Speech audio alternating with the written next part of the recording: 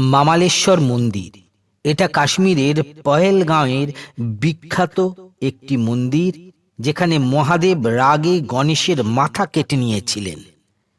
কাশ্মীরের পহেলগাঁওয়ের অপরূপ প্রাকৃতির মাঝে স্বর্গীয় সৌন্দর্যের এই জায়গাতেই রয়েছে দেবাদিদেব মহাদেবের মন্দির মামালেশ্বর। গণেশ, পার্বতী, মহাদেবকে কেন্দ্র করে এই মামালেশ্বর মন্দির ঘিরে এক পৌরাণিক কাহিনী প্রচলিত রয়েছে। কথিত আছে এই স্থান দেবতা গণেশের পুনর্জন্ম ঘিরে বিশেষ মাহাত্ম্য রাখে।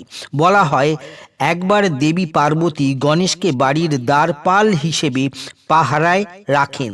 দেবী পার্বতীর নির্দেশ দেন যে কেউ যেন বাড়িতে ঢুকতে না পারেন। সেই সময় আসেন শিব। তিনি ভিতরে যেতে চান, তবে তাকে বাধা দেন গণেশ।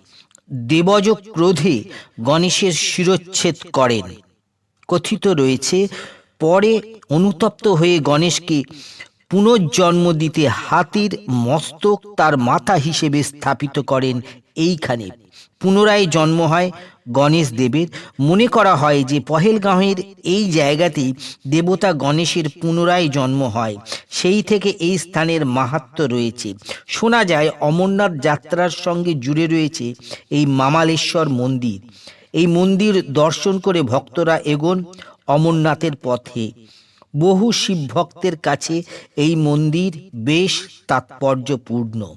এছাড়াও এখানে তপস্যা করে দেবী পার্বতী পেয়েছিলেন শিবকে।